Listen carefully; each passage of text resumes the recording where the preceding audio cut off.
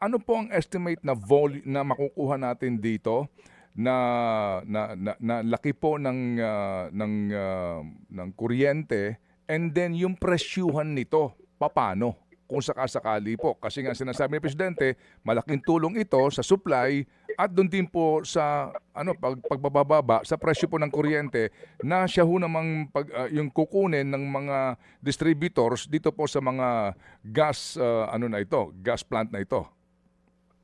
Okay, una po yung volume niya, saka ano po yung impact niya sa ating electricity, ano. Yung volume niya pa, para lang to simplify, mga ano ba yan, mga 5.8 million households ang kaya niya pailawin, ano, for on an annual basis, ano.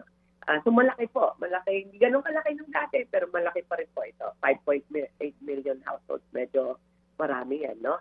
Tapos, ano po yung impact nito sa presyo natin? Dahil po mas mahal ang imported kesa sa local natin na gas. Talagang may epekto po sa presyo natin. So, ang mas madali ko ang immediate lang namin nakikita kasi pag nawala ang Malampaya by 2027-28, ang impact po niyan, i-accept po ng ₱1 po ang presyo ng electricity. Ngayon po, hindi po mangyayari yan dahil meron na tayong bagong discovery. Yun talaga yung biggest advantage yan in terms of price. Ano? Ma-avoid natin yung mga drastic increases dahil mawawalan na itong mga 7 power plants natin ng source na indigenous. Kailangan nila mag-import na napakamahal tapos i-liquefy mo pa tapos i-regasify mo pa.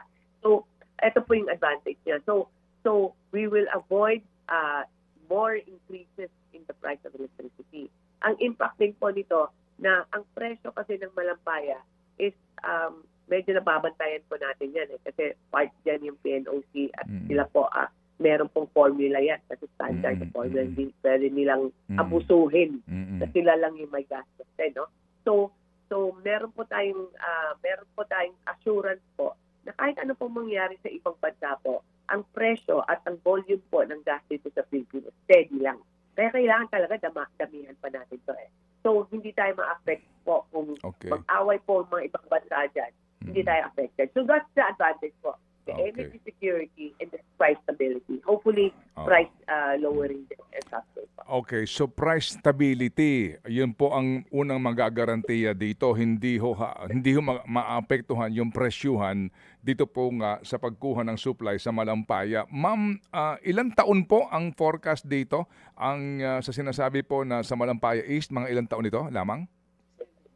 Extension niya, mga 7 years siguro.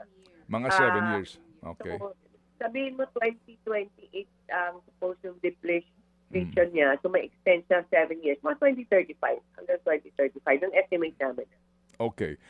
Ma'am, hindi ho ba ang Malampaya sa ilalim din po ng existing laws natin, maliban dito nga sa kikitain ng consortium na ito, meron pa silang ibinibigay na royalty sa gobyerno ba tawag doon? Kasi if you recall, meron tayong Malampaya Fund na nagkaroon din ng kontrobersya. Opo.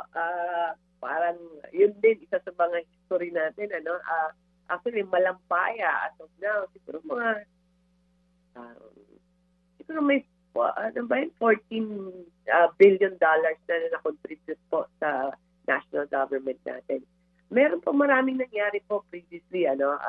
Marami pong may abuso din, merong mga may controversies, no. Ngayon po continuous pa rin yung contribution po ng Malampaya. Actually, malaking contribution yan. At hopefully with the new discovery, madadagdagan pa rin yung contribution. So this is one big source also of income for the government. Kasi po, meron tayong nakukuha po dito. Opo. Ang tawag ko doon, ma'am, royalties? Hindi lang po kasi nasa government share natin. Okay.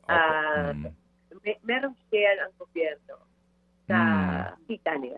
Opo. Automatic yan. Kaya po, kailangan gobyerno talaga part ng project na yan. Kasi, like, pag nag-renew tayo or nagbigay tayo ng kontrata, kailangan may contribution. Meron silang binibigay sa gobyerno. Mga $14 billion yata yun over the years. Malaki po yan. Laking tulong yun. Marami po yung mga hospital at at asong na tutulungan ng Malampaya kasi ang laki ng kontribusyon na po sa ating bansa. Mga kapatid, brothers and sisters, saan ka pa? Dito na tayo sa totoo. Dito na tayo sa True FM. Mga kapatid, mag-subscribe and follow po kayo sa social media accounts ng True Network PH. Yan po kami, hanapin nyo lang True Network PH, Facebook, Instagram, YouTube, TikTok, and podcast. Mapa Apple or Spotify man yan, mahahanap nyo kami. Lahat ng mga napapanood at napapakinggan nyo po sa programa, nasa social media accounts namin yan. So, paano mga kapatid? See you sa social media!